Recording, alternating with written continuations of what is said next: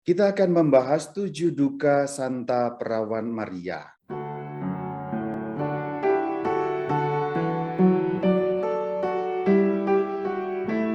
Saya mengucapkan Shalom Alaikum. Berikut inilah yang dimaksud sebagai 7 duka Santa Perawan Maria menurut Gereja Katolik yang secara tradisional berabad-abad lalu sampai hari ini dipelihara di dalam iman Katolik. Yang pertama, nubuat Simeon. Yang kedua, lari ke Mesir. Yang ketiga, Yesus hilang di bait Allah. Yang keempat, Bunda Maria berjumpa dengan Tuhan Yesus di jalan salib. Yang kelima, Bunda Maria berdiri di bawah kaki salib. Yang keenam, Bunda Maria menerima jenazah Yesus. Dan yang ketujuh, Bunda Maria menguburkan jenazah Yesus. Inilah ketujuh duka Santa Perawan Maria. Hal yang pertama, mari kita bahas secara liturgis bagaimana hubungan devosi ini atau ajaran iman ini terkait dengan liturgi Gereja Katolik. Perayaan liturgi untuk Bunda Maria yang berduka cita itu jatuh pada setiap tanggal 15 September. Satu hari sebelumnya, yaitu tanggal 14 September adalah Pesta Salib Suci. Jadi dua perayaan ini sambung menyambung. Coba perhatikan. 14 September salibnya Sang Kristus dirayakan, 15 September Maria berduka cita. Berarti duka cita Maria terhubung dengan salib Kristus. Manis sekali bukan gereja mengatur perayaannya.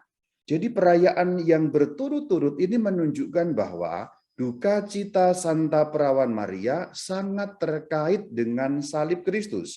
Maka kalau kita melakukan devosi ini, yaitu devosi 7 duka Santa Perawan Maria, tidak lain dan tidak bukan kita terfokus pada salib Kristus. Itulah kenapa kita dapat mengingat apa yang selalu dikatakan oleh Gereja Katolik, per Mariam ad Jesum. Melalui Maria kita sampai kepada Yesus. Jadi sepertinya yang dibahas adalah duka citanya Santa Perawan Maria. Tetapi pada akhirnya kita akan sampai kepada Sang Kristus sendiri. Dan memang saudara-saudari, tidak ada satupun devosi kepada Bunda Maria yang tidak mengantar kita kepada Yesus. Maka omongan-omongan di luar sana yang kadang-kadang menyebutkan, ngapain selalu ke Bunda Maria, Bunda Maria, Bunda Maria, nanti Yesusnya iri. Ada orang-orang yang menuduh seperti itu, seakan Tuhan kita itu cemburuan gitu loh. Oh tidak. Karena hampir semuanya atau boleh dikatakan semua devosi mengenai Bunda Maria selalu akan mengantar kita kepada salib Kristus. Mari kita perhatikan beberapa peristiwa di dalam 7 duka. Ini cerita mengenai Yesus Kristus berada di jalan salib, kemudian Sang Bunda berjumpa dengannya. Kita mengenalnya dalam perhentian atau stasi yang keempat dalam jalan salib. Kemudian berdiri di bawah kaki salib. Juga nanti sangat jelas dirumuskan di dalam Injil Yohanes. Juga ketika pemakaman Sang Kristus, karena di bawah kaki salib Bunda Maria ada, pastilah pada saat pemakaman itu juga Bunda Maria ada. Itu semua memberikan inspirasi kepada seorang seniman besar dari Eropa, dari Italia, yang bernama Michelangelo, yang memiliki satu karya besar patung yang disebut sebagai patung Pieta, yaitu patung yang menggambarkan Bunda Maria yang sedang memangku jenazah Sang Kristus yang sudah wafat. Pieta itu bahasa Italia. Kalau diterjemahkan ke dalam bahasa Inggris itu compassion, atau dalam bahasa Latinnya compasio. Compasio itu artinya belas kasih, tetapi juga dapat diartikan dengan makna lain, compasio, dari dua kata co dan pasio. Co itu bersama, menjadi teman. Pasio, kita tahu sengsara Kristus. Itulah kenapa setiap kita merayakan Jumat Agung, kita mendengarkan kisah sengsara Tuhan kita Yesus Kristus, atau secara populer disebut sebagai pasio, karena pasio itu memang artinya sengsara. Itulah kenapa ketika Bunda Maria dipatungkan dengan cara seperti itu, pieta, compassion, compasio, co, dan pasio, Bunda Maria bersama-sama menderita bersama dengan Kristus. Memang yang menderita tentulah Sang Kristus Tuhan kita yang merasakan semuanya. Tentu secara fisik demikian. Tetapi apakah Bunda Maria tidak menderita? Tentu saja menderita, saudara-saudari. Memang barangkali tidak satupun luka terkena pada Bunda Maria, tetapi melihat putranya diperlakukan demikian, ibu manakah yang tidak terluka batinnya? Ibu manakah yang tidak mengalami pasio? Ibu manakah yang tidak mengalami kesengsaraan melihat putranya dihancurkan dengan cara sedemikian rupa, dengan kekejian, dengan kebengisan yang luar biasa, sampai wafat di kayu salib, bukan dengan cara wajar, tetapi dengan cara yang melebihi, boleh dikatakan penyiksaan yang di luar batas kemanusiaan. Itulah kenapa patung Pieta dapat kita artikan sebagai Bunda Maria yang turut bersengsara bersama dengan Kristus. Inilah yang disebut sebagai kompasio. Maka kalau kita melihat gambar ini, ikon ini, Bunda Maria ada di sebelah kanan Sang Kristus, yang di sebelah kiri Sang Kristus adalah Santo Yohanes. Digambarkan Bunda Maria, perhatikan gambarnya, memegang kain dan menyeka muka, dan digambarkan dari matanya keluar air mata. Disitulah bagaimana Bunda Maria merasakan kepedihan yang tiada tara, boleh dikatakan bersengsara bersama dengan Sang Kristus. Maka saudara-saudari, kita kembali mengingat bahwa 7 duka Santa Perawan Maria tidak lain dan tidak bukan mengenangkan kembali sengsara Kristus yang telah membela kita, sengsara Kristus yang telah menyelamatkan kita. Alkitab mengatakan oleh karena bilur-bilurnya kamu menjadi sembuh. Maka 7 duka Santa Perawan Maria sesungguhnya akan mengantar kita pada permenungan akan salib Kristus.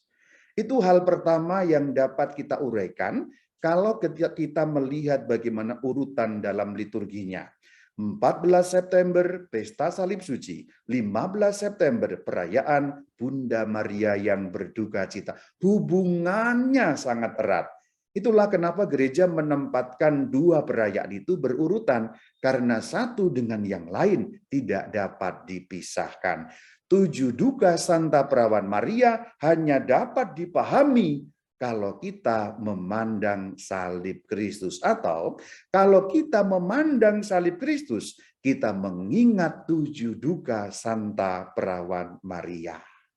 Indah sekali bukan? Kalau kita mengamat-amati, kalau kita meneliti dengan seksama devosi mengenai 7 duka Santa Perawan Maria. Dan yang paling penting, devosi ini sangat alkitabiah. Gereja Katolik kan sering dituduh ya, nggak ada Alkitabnya. Ngabur semuanya itu, karena semua devosi-devosi yang ada dalam Gereja Katolik yang berkaitan dengan Bunda Maria atau dengan santo-santa yang lain, selalu ada landasan yang kuat pada Alkitab. Hal pertama selesai, yaitu pembahasan mengenai liturgi Bunda Maria yang berduka cita. Sekarang yang nomor 2, kita akan membahas mengenai bagaimana sejarahnya devosi 7 duka Santa Perawan Maria. Pada tahun 1239, yaitu 5 tahun setelah pendirian Ordo Servit, yang juga disebut sebagai hamba-hamba Maria di Monte Senario, ke-7 orang pendiri menetapkan bahwa duka Maria yang berdiri di bawah kaki salib sebagai devosi utama dalam ordo mereka. Jadi kalau kita mau melacak awal mulanya dari mana secara formal, yaitu dari tahun 1239. Apakah sebelum tahun ini tidak ada? Ya pastilah ada. Tetapi mungkin belum diadakan secara formal, secara resmi. Barangkali di sana-sini sudah ada kelompok-kelompok kecil atau orang-orang tertentu yang menghormati duka Maria yang berdiri di bawah kaki salib. Namun tahun 1239 dipakai sebagai titik awal secara resmi bahwa ada satu kelompok ordo yang namanya Ordo Servit atau Ordo hamba-hamba Maria yang menjadikan duka Maria sebagai devosi yang pokok. devosi yang utama di dalam kelompok mereka. Namun pada tahun 1239 ini belum ketujuh duka Maria, baru dikatakan duka Maria yang berdiri di bawah kaki salib. Perhatikan bahwa awal mula devosi ini selalu terhubung dengan salib. Yang awal mula diangkat sebagai devosi Bunda Maria yang berduka cita adalah Bunda Maria yang digambarkan berdiri di bawah kaki salib sebagaimana ada di dalam tulisan Injil Yohanes. Itu awal mulanya. 1239 Maria berdiri di bawah kaki salib sebagai devosi yang utama. Nanti pada akhirnya ini hanya merupakan salah satu dari duka Bunda Maria. Tetapi dari sinilah awal mulanya. Bagaimana adegan dalam Injil Yohanes itu menjadi devosi yang awal mulanya menjadi cikal bakal devosi 7 duka Santa Perawan Maria. Selanjutnya, sebelum abad ke-16, pesta duka Maria di bawah salib dirayakan terbatas di keuskupan-keuskupan Jerman bagian utara, Skandinavia, dan Skotlandia. Rupanya sejarah-sejarah awal, pesta duka Maria di bawah salib itu dirayakan di Eropa bagian utara. Ingat, ini sebelum abad 16 ya. Berarti sebelum munculnya gerakan reformasi, alias sebelum munculnya ex Romo Martin Luther yang kemudian melahirkan gereja-gereja reformasi dan atau protestantisme yang kemudian memecah belah gereja terutama di Eropa bagian utara. Dulu semua Eropa adalah Kristen yang Katolik. Tentu saja orang Jerman, orang Skandinavia, orang Skotlandia semuanya Katolik. Maka mempraktikkan devosi yaitu duka Maria di bawah kaki salib. Tapi ini sebelum abad 16. Nah kemudian pada akhir abad ke-16, barangkali setelah Eropa Utara kemudian sebagian besar menjadi Protestan, tentu ada yang tetap menjadi Katolik, tapi sebagian besar kemudian menjadi Protestan. Pesta itu kemudian merembet atau menyebar ke bagian selatan wilayah Eropa. Tahun 1506 itu sudah dirayakan oleh para suster kabar gembira, Anunsiasi, yaitu dirayakan pada Senin setelah Minggu Sengsara. Contoh yang kedua, pada tahun 1600 itu sudah dirayakan oleh para suster Servit yang tadi kita awal sudah lihat ya, yang mereka tinggalnya di Valencia, itu ada di Italia zaman sekarang, pada Jumat sebelum Minggu Palem. Para suster kabar gembira merayakan Senin setelah Minggu Sengsara, para suster Servit Valencia merayakan Jumat sebelum Minggu Palma. Minggu Palma kita kenal, kalau Minggu Sengsara itu apa ya? Barangkali ada yang belum tahu bahwa Minggu Sengsara sebenarnya adalah Minggu Palma itu. Jadi ini suatu istilah. Minggu Palma istilah yang umum kita kenal. Minggu Palem kita ke gereja membawa palem. Namun juga ada istilah yang lain yaitu yang dinamakan Minggu Sengsara. Itulah kenapa coba perhatikan nanti kalau Minggu Palma atau diingat-ingat Minggu Palma tahun lalu dan tahun-tahun sebelumnya. Setiap Minggu Palma bacaan Injilnya apa? Bacaan Injilnya kisah sengsara. Kalau tahun A diambil dari Injil Matius, tahun B diambil dari Injil Markus, tahun C diambil dari Injil Lukas. Barulah nanti pada Jumat Agung sepanjang tahun itu diambil dari Injil Yohanes. Jadi Minggu Palma itu Minggu Sengsara. Itulah kenapa bacaannya diambil dari kisah sengsara Tuhan kita. Maka sebenarnya fokus devosi ini sengsara dan wafat Kristus. Sekali lagi kita diingatkan bahwa 7 duka Santa Perawan Maria fokusnya sengsara dan wafat Yesus Kristus Tuhan kita. Per Mariam ad Yesum. Haleluya, saudara. Sepertinya yang kita tuju Maria, tapi sesungguhnya ujung akhirnya adalah baginda Tuhan kita Yesus Kristus. Kalau menggunakan gambaran, boleh jadi di berandanya itu Bunda Maria, tetapi di dalam rumahnya kita menuju pada Sang Kristus Tuhan kita. Itulah kenapa devosi itu dihubungkan dengan Minggu Sengsara. Perhatikan, 1506 itu dirayakan Senin setelah Minggu Palem. Jadi Minggu Palem, Seninnya Bunda Maria berduka cita. Kemudian 1600 Jumat sebelum Minggu Palem sebagai antisipasi. Entah sebelumnya, entah setelahnya, intinya selalu terhubung pada Minggu Sengsara, terhubung pada kisah sengsara, terhubung dengan pasio sengsara, wafat Sang Kristus Tuhan kita. Lanjutkan sejarahnya. Setelah 1600, devosi itu populer di Perancis, makin ke selatan lagi, makin ke barat ya. Pada Jumat sebelum Minggu Palma, perhatikan selalu dihubungkan dengan Minggu Sengsara, dihubungkan dengan kesengsaraan.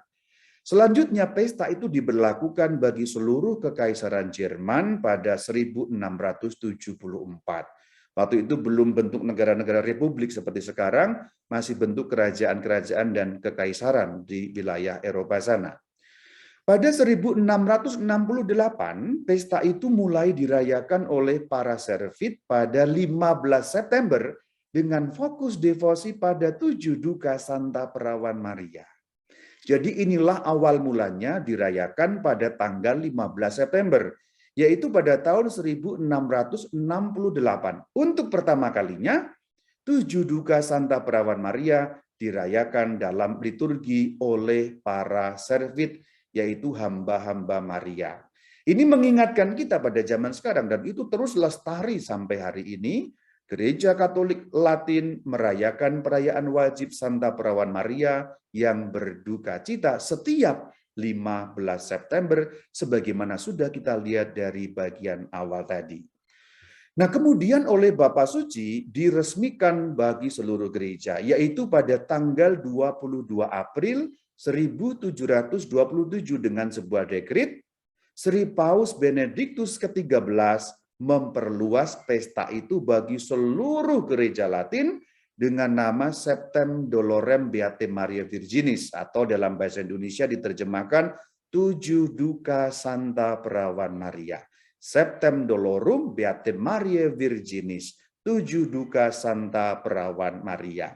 Apa maksudnya diperluas untuk seluruh gereja Latin? Begini ceritanya. Kita sudah lihat sedikit cerita itu tadi, bahwa awal mulanya hanya dirayakan kecil, 1 ordo, 2 ordo, lalu beberapa keuskupan di wilayah utara, lalu menyebar ke keuskupan lain di wilayah selatan, lalu ke Perancis, seluruh Jerman, dan seterusnya. Nah, kemudian Bapak Suci kemudian mewajibkan untuk perayaan ini bagi seluruh gereja Latin, yaitu gereja Barat yang menggunakan bahasa Latin. Kita juga beberapa hal kita dapat lihat bahwa karakter pestanya tetap Maria di bawah salib. Jadi meskipun namanya 7 duka Santa Perawan Maria, namun fokus utama perayaan itu adalah Bunda Maria yang berada di bawah salib. Itu fokusnya. Seperti yang sejak semula sudah dirayakan oleh para Servit tahun 1239 tadi. Memang cikal bakalnya kan itu. Itulah cikal bakal 7 duka Santa Perawan Maria. Berangsur-angsur gereja mengembangkan menjadi jumlah 7. Tentulah jumlah 7 juga simbolik.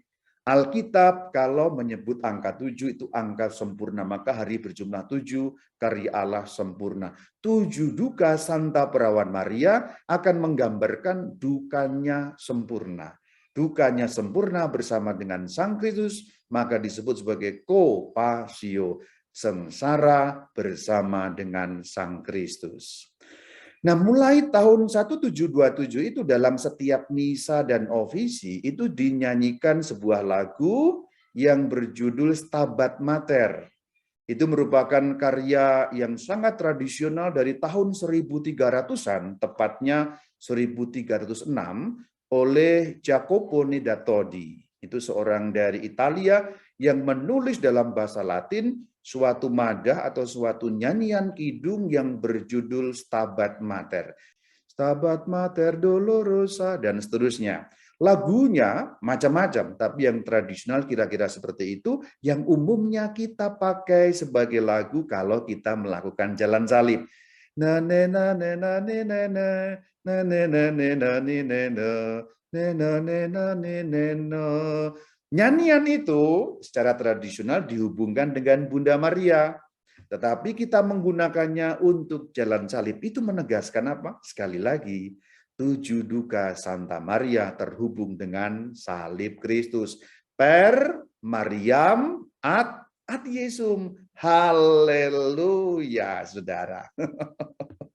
Jadi kita selalu diingatkan kembali, fokus devosinya sesungguhnya sengsara dan wafat Kristus, meskipun judulnya 7 Duka Santa Perawan Maria atau Bunda Maria di bawah kaki salib.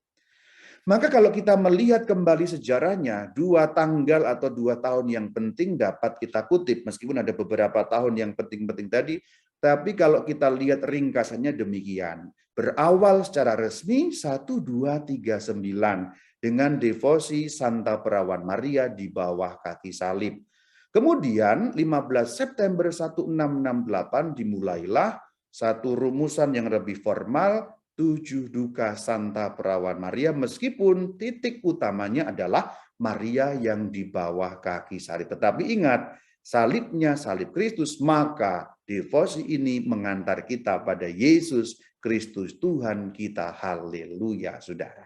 Sekarang kita akan membahas satu persatu 7 duka itu bagaimana dengan sedikit rincian, supaya kita lebih paham lagi apa yang dimaksud ketujuh duka Santa Perawan Maria. Kita mulai dari yang pertama, nubuat Simeon. Duka yang pertama ini seperti menggarisbawahi duka-duka yang lain. Kita akan lihat dari Alkitab. Dan kalau kita melihat ayat kuncinya adalah Lukas 2 ayat 35. Yang bunyinya demikian, kelak suatu pedang akan menembus jiwamu sendiri. Itulah kenapa Bunda Maria yang berduka cita sering digambarkan dengan apa? Dengan sosok wanita yang ditembusi pedang. Silakan lihat gambar yang saya pampangkan di situ. Ini bahkan ikon gereja timur, yaitu gereja Rusia, juga menggambarkan mirip yang digambarkan oleh gereja Latin. Jadi Bunda Maria lalu ada pedang-pedang seperti yang tertancap pada badannya. Kalau penggambaran gereja barat, gereja Latin lebih ekstrim lagi, perhatikan. Di bagian belakang dari background yang saya buat, tentu saudara-saudari bisa lihat ya, itu gambar Bunda Maria wajahnya, lalu ada gambar hati Bunda Maria, ada 7 pedang yang langsung tertancap pada hatinya. Agak ngeri memang, tetapi memang itu gereja mau menggambarkan dengan suatu kesenian secara simbolik tentu saja. 7 pedang menggambarkan 7 luka Santa Perawan Maria. Tentu tidak ada kejadian nyata yang seperti itu, tidak ada. Kalau orang bertanya, Bunda Maria memang pernah ditembus dengan pedang? Ya tidak. Itu penggambaran simbolik karya seni untuk menggambarkan jumlahnya 7 pedang. Nah, pedang itu dari mana penggambarannya? Lukas 2 ayat 35. Kelak suatu pedang akan menembus jiwamu sendiri. Tentu yang dimaksud pedang di sini bukan pedang harafiah, yaitu alat untuk membunuh, itu bukan. Tapi pedang senjata tajam. Maksudnya kalau orang terkena, tertembus pedang senjata tajam, itu sakit, terluka tentu saja. Dan dikatakan pedang menembus jiwa, tidak hanya menembus badan, ini menembus jiwa, artinya sakitnya, lukanya Bunda Maria akan ada di dalam jiwanya. Tentu bukan ada luka pada fisiknya. Itulah yang dimaksud Lukas 2 ayat 35. Dan ayat di dalam Injil Lukas inilah yang mendasari sebagai landasan Alkitabiah devosi 7 duka Santa Perawan Maria. Maka kalau ada yang bertanya, apakah devosi ini ada landasan Alkitabiahnya? Ada. Lukas 2 ayat 35, jelas sekali. Lihat saudara, orang menuduh boleh, tapi bahwa kenyataannya memang Alkitab memberikan suatu landasan terhadap penghormatan devosi 7 duka ini. Kita lihat selanjutnya bagaimana konteksnya. Ini ayat kuncinya sudah kita lihat. Kalau kita lihat rinciannya barangkali akan lebih memperluas wawasan kita. Lukas 2 ayat 21 sampai 35. Lalu Simeon memberkati mereka dan berkata kepada Maria, ibu anak itu. Perhatikan, sesungguhnya anak ini, perkataan ini ditujukan kepada siapa? Ditujukan kepada Bunda Maria, tetapi awal mulanya memberikan nubuat untuk Sang Kristus. Sesungguhnya anak ini, Yesus Tuhan, ditentukan untuk menjatuhkan dan membangkitkan banyak orang di Israel, dan untuk menjadi suatu tanda yang menimbulkan perbantahan, supaya menjadi nyata pikiran hati banyak orang. Tetapi kelak, suatu pedang akan menembus jiwamu sendiri. Sekarang kita lihat bagaimana duka yang kedua, pelarian ke Mesir. Matius 2 ayat yang ke-13. Setelah orang-orang Majus itu berangkat, berarti Yesus masih bayi dan belum terlalu lama dari waktu kelahirannya. Tampaklah malaikat Tuhan kepada Yusuf dalam mimpi dan berkata, "Bangunlah, ambillah anak itu serta ibunya, larilah ke Mesir dan tinggallah di sana sampai aku berfirman kepadamu, karena Herodes akan mencari anak itu untuk membunuh dia." Perhatikan ayat 14, Yusuf pun bangun. Jadi itu malam-malam, saudara. Yusuf bangun, lalu dikatakan yang saya cetak dengan warna kuning, diambilnya anak itu serta ibunya malam itu juga, malam-malam dibangunkan, malam-malam dengan membawa bayi merah, harus menembus dinginnya malam. Kita lihat bahwa Santo Yosef bersama dengan Bunda Maria yang menggendong Yesus kecil naik keledai, harus lari dari kejaran pasukan Herodes yang ingin membunuh anak 2 tahun ke bawah. Coba Anda baca sebagai seorang mama. Mungkin Anda yang sudah memiliki anak bisa menggambarkan dengan lebih nyata dalam batinmu. Ibu-ibu saya yakin mampu menggambarkan dalam hatinya bagaimana duka kedua, yaitu pelarian ke Mesir. Yang ketiga, kita lihat bagaimana Yesus hilang di bait Allah sebagai duka yang ketiga dari Bunda Maria. Kenapa disebut duka? Ya karena hilang. Coba Anda membayangkan anak Anda umur 12 tahun, pergi jauh dari rumah yang harus ditempuh dengan 3 hari perjalanan. Tiba-tiba anak Anda tidak lagi bersama dengan Anda. Bagaimana sedihnya? Kita akan menemukan kisahnya dalam Injil Lukas 2 pada ayat yang ke-41 dan seterusnya. Tiap-tiap tahun orang tua Yesus pergi ke Yerusalem pada hari raya Paskah. Ketika Yesus telah berumur 12 tahun, pergilah mereka ke Yerusalem seperti yang lazim pada hari raya itu. Ketika hari-hari itu berakhir, sementara mereka berjalan pulang, tinggallah Yesus di Yerusalem tanpa diketahui orang tuanya. Karena mereka menyangka bahwa ia, maksudnya Yesus, ada di antara orang-orang seperjalanan mereka.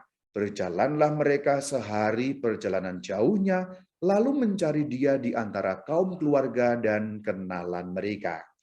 Karena mereka tidak menemukan dia, kembalilah mereka ke Yerusalem sambil terus mencari dia. Bagaimana tidak sedih seorang ibu? Sudah berjalan 1 hari, tiba-tiba menyadari kok tidak ada. Lalu dicari di antara kaum keluarga yang berjalan sama-sama. Oh, tidak ada. Bagaimana sedihnya seorang ibu dan membayangkan bagaimana nasibnya seorang anak yang 12 tahun umurnya. Harus Anda pahami, Yerusalem dan Nazaret tidak dekat jaraknya. Kira-kira 3 hari perjalanan jauhnya dengan berjalan kaki. Harus ditempuh pada zaman kuno, jangan bayangkan pada zaman sekarang. Bagaimana sedihnya kehilangan anak dalam keadaan seperti itu. Lalu mereka kembali ke Yerusalem. Sesudah 3 hari, coba bayangkan terpisah 3 hari. Kalau kamu seorang mama, apa perasaanmu anakmu hilang dari genggamanmu, 3 hari tidak berjumpa? Bagaimana rasanya hatimu? Sesudah 3 hari mereka menemukan dia dalam bait Allah. Ia sedang duduk di tengah-tengah para guru agama sambil mendengarkan mereka dan mengajukan pertanyaan-pertanyaan kepada mereka. Semua orang yang mendengar dia sangat heran akan kecerdasannya dan jawaban-jawaban yang diberikannya. Ketika orang tuanya melihat dia, tercenganglah mereka. Lalu kata ibunya, perhatikan yang berkata sang ibu, yaitu Bunda Maria, "Nak, mengapakah engkau berbuat demikian terhadap kami? Lihat, bapakmu dan aku dengan cemas mencari engkau." Perhatikan bagian warna kuning dan bacalah dengan perasaan seorang mama. Ayahmu dan aku dengan cemas mencari engkau. 3 hari baru ketemu. Perhatikan apa yang dijawab oleh Sang Kristus. Mengapa kamu mencari aku? Tidakkah kamu tahu bahwa aku harus berada di dalam rumah Bapakku? Tetapi mereka tidak mengerti apa yang dikatakan kepada mereka. Jawabannya, kalau kita pandang secara jawaban manusiawi, tampaknya ketus saja. Mamanya sudah demikian khawatir. Aku dan ayahmu khawatir, cemas mencari engkau. Terus jawabannya, ngapain nyari gue? Coba bayangkan, perasaannya seorang ibu bagaimana, dan memang tidak mengerti. Bunda Maria tidak mengerti, Santo Yosef tidak mengerti. Tetapi apa yang dilakukan Bunda Maria? Ibunya pun menyimpan semua hal itu di dalam hatinya. Menyimpan di dalam hatinya berarti mengolah semua peristiwa itu dalam suatu perenungan supaya nanti akhirnya mengerti apa maksud ini semua. Dikatakan Yesus pulang bersama mereka ke Nazaret, hidup dalam asuhan mereka dan seterusnya dan seterusnya. Itu tadi duka yang ketiga, kehilangan Sang Kristus masih kecil 12 tahun di bait suci. Sekarang duka yang keempat, berjumpa dengan Yesus. Ini jaraknya sudah jauh, dari umur 12 tahun kita lompat kepada umur 33 tahun.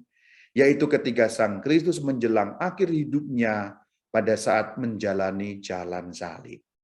Itu kita jumpai di dalam stasi atau perhentian yang keempat. Memang perhentian yang keempat tidak punya landasan langsung di dalam Alkitab, tetapi dapat disimpulkan, yaitu dapat disimpulkan dari duka yang kelima. Duka yang kelima, Bunda Maria di bawah kaki salib. Maka sangat wajar di dalam perjalanan jalan salib itulah Bunda Maria juga mengikuti putranya, berjumpa dengan putranya. Maksud saya adalah, tidak mungkin Bunda Maria tiba-tiba di bawah kaki salib. Tentu kita bisa membayangkan ketika Sang Kristus dijatuhi hukuman mati, kemudian Bunda Maria mendengar, berusaha mendekati anaknya. Dalam satu titik, Bunda Maria berjumpa dengan anaknya yang sudah tertatih-tatih memanggul salib menuju Golgota.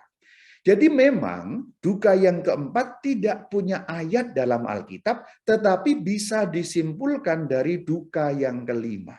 Aku ingin mengajak ibu-ibu untuk berusaha mendalaminya dengan hati, dengan perasaan. Coba ibu-ibu bayangkan anak yang kamu rawat dari kecil, anak yang begitu kamu cintai, dan kamu sekarang melihatnya dalam kesengsaraan. Tidak ada satu ibu pun yang mengharapkan anaknya menderita. Meskipun kadang-kadang anak-anak itu kurang ajar. Betul ya? Betul. Ya betul memang. Kadang-kadang anak kurang ajar. Kadang-kadang anak melawan ibunya dan lain sebagainya. Kadang-kadang tidak selalu menyenangkan hati mamanya. Apalagi Yesus Kristus Tuhan yang selalu menyenangkan hati mamanya. Seandainya pun seorang anak tidak selalu menyenangkan hati mamanya, tidak ada seorang ibu yang menginginkan anaknya menderita, bukan? Tidak ada.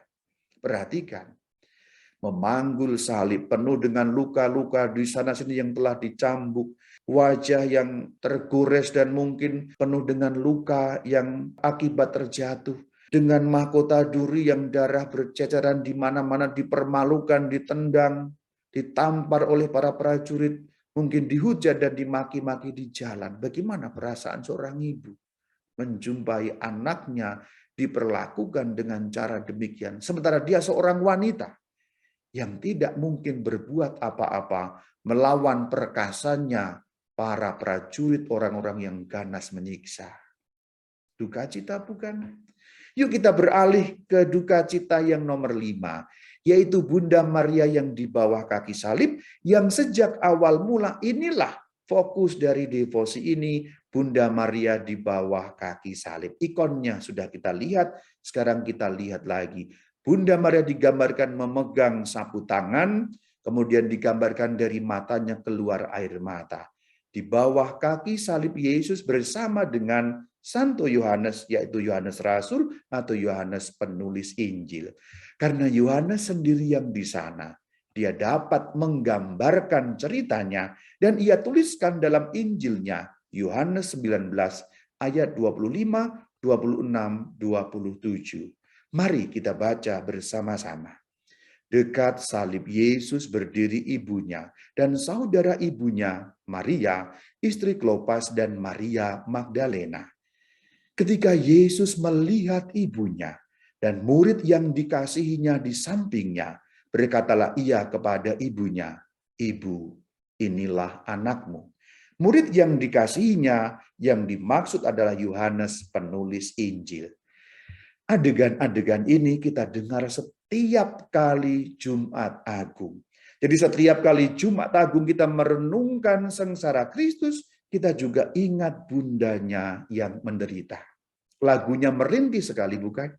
Coba ingat lagu yang dinyanyikan setiap Jumat Agung. Ibu,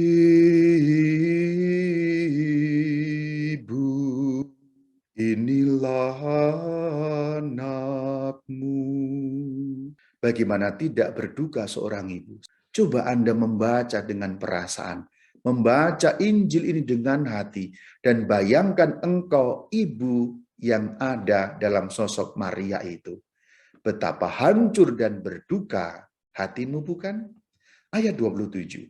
Kemudian kata Yesus kepada muridnya, inilah ibumu, dan seterusnya, dan seterusnya. Itulah awal mula devosi 7 duka Santa Perawan Maria, betapa berdukanya ia di bawah kaki salib Tuhan. Dan itu kemudian berlanjut dalam duka yang keenam, ketika Bunda Maria menerima jenazah Yesus. Kita lihat bagaimana penggambaran ikon ini. Bunda Maria yang di bawah kaki salib menyaksikan detik-detik pengorbanan Sang Putra, menyaksikan detik-detik kesengsaraan Sang Putra sampai pada wafatnya. Coba bayangkan, seorang ibu yang menerima jenazah anaknya. Banyak cerita dari para ibu yang anaknya meninggal lebih dulu, sedihnya luar biasa. Apalagi ini meninggal dengan cara yang tanda petik tidak wajar. Dengan cara yang bukan biasa-biasa saja. Seorang ibu yang ditinggal mati anaknya dengan cara biasa-biasa saja, itu sudah sangat menyedihkan. Apalagi dengan cara yang seperti ini. Itulah duka yang keenam dari Bunda Maria. Yohanes 19 ayat 40. Mereka mengambil jenazah Yesus, mengafaninya dengan kain lenan, dan membubuhinya dengan rempah-rempah menurut adat orang Yahudi bila menguburkan jenazah. Dan tentulah penutupnya adalah ketika Sang Kristus dimakamkan. Lihat bagaimana Bunda Maria memangku jenazah Yesus Tuhan sebelum dimakamkan. Yang ini juga menjadi inspirasi bagi Michelangelo yang menggambarkan adegan ini dengan sebuah patung yang diberi nama Pieta. Mari kita lihat ayatnya, Yohanes 19, 41-42. Dekat tempat Yesus disalibkan ada suatu taman, dan dalam taman itu ada suatu kubur baru yang di dalamnya belum pernah dimakamkan seseorang. Karena hari itu hari persiapan orang Yahudi, sedang kubur itu tidak jauh letaknya, maka mereka meletakkan jenazah Yesus di situ. Mereka yang dimaksud tentu ada Bunda Maria di sana yang ikut merawat jenazah Sang Putra. Dengan demikian kita sudah mendalami ketujuh duka Bunda Maria yang fokusnya pada seputar sengsara dan wafat Kristus. Maka kita diingatkan bahwa devosi 7 duka ini selain kita membahas Bunda Maria, paling inti kita melihat sosok Yesus yang tersalib, sosok Yesus yang sengsara dan wafat demi kita, yang oleh bilur-bilurnya kita menjadi sembuh. Melalui Bunda Maria kita sampai pada Sang Kristus per Mariam ad Yesum. Bagian terakhir kita menikmati sedikit Stabat Mater, meskipun saya hanya mengutip 3 bait saja yang lengkapnya 14 bait. Sesuai dengan perhentian dari jalan salib. Stabat Mater Dolorosa, Juxta Crucem Lacrimosa, Dum pendebat Filius. Kurang lebih artinya demikian. Bunda yang berduka itu berdiri di samping salib terseduh, sedangkan putranya tergantung. Itulah kenapa ini taruh pada kalimat pertama atau pada bait pertama. Karena memang 7 duka Santa Perawan Maria, pusatnya adalah Bunda Maria di bawah kaki salib. Bunda yang berduka itu berdiri di mana? Di samping, artinya di bawah kaki salib dengan terseduh-seduh. Melihat Filius Pendebat, putranya tergantung pada kayu salib. Stabat Mater Dolorosa, Juxta crucem lacrimosa, dum pendebat filius, cuius animam gementem, contristatam et dolentem, per transivit Claudius. O quam tristis et afflicta, fuit illa benedicta, Mater unigeniti. Ayat kedua, jiwanya meratap, tertekan dan sedih, pedang itu melintas. Yang dimaksud dengan pedang tentulah bukan pedang harafiah, tetapi pedang dalam nubuat Simeon tadi. Pedang itu melintas, maksudnya pedang itu menyobek hatinya, menyobek jiwanya ketika melihat putranya menderita. Pasio, menderita bersama dengan sang putra. Ayat yang ketiga, betapa sedih dan terpukul sang terberkati. Maksudnya sang perempuan yang terberkati itu, yaitu Bunda Maria, Bunda Putra Tunggal. Nanti Anda dapat menikmati sendiri Stabat Mater dalam berbagai macam lagu. Lagunya ada banyak. Anda searching saja YouTube Stabat Mater, langsung Anda menemukan 14 bait. Dengan ini saya mengakhiri perjumpaan kita membahas 7 duka Santa Perawan Maria dengan mengatakan melalui Bunda Maria kita sampai kepada Yesus dan kita bersyukur akan salib Kristus bahwa karena bilur-bilurnya kita disembuhkan. Itulah kenapa Santo Paulus mengatakan kita harus berbangga akan salib Kristus Tuhan kita. Kita harus bangga akan salib Tuhan kita, Yesus Kristus. Demikian pemaparanku, semoga dapat memperkaya imanmu mengenai 7 duka Santa Perawan Maria. Shalom Alaikum.